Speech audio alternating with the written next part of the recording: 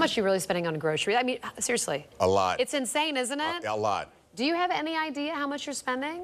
A local dad decided to get to the bottom of his big monthly grocery bill. I would just be too depressed. And tonight, Simply Money's Amy Wagner shows us what he discovered and what you can learn from it.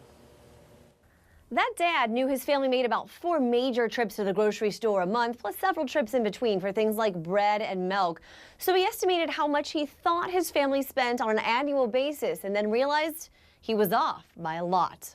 From the outside looking in, it's probably the same thing that goes on at a lot of houses each morning: breakfast and packing lunches before dashing off to school. But let's back up a bit.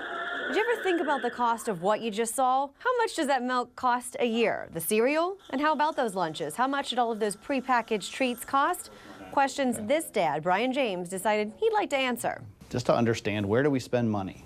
We spend more on this, less on that. But it was really adding up. He estimated how much he thought his family of 5 spent on groceries each year, and then combed through the credit card bills. He found out his estimation was, well, way off. And I was off by a full 50% for an annual basis. It was enough to make him wonder exactly what his family was eating that was costing so much.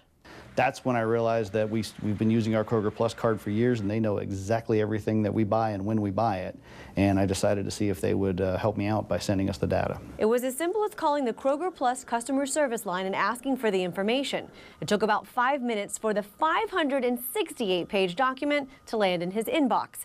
Then several more hours of cleaning up the data before Brian had this: a comprehensive spreadsheet of everything his family ate that year, which included 151 packages of cheese and a lot of milk and prepackaged foods. And then the process from there has been, where can I look for savings? Starting with those prepackaged foods, Brian and his wife now stock up on those when they see a sale, especially during the school year when their kids are packing their lunches. Another option for those items Brian's family needs routinely, like toothpaste and paper towels. I'm exploring Amazon.com's Subscribe and Save program. So while this dad knows he dug a bit deeper into the data than most would, he now has answers that could save his family hundreds, even thousands of dollars in the long run.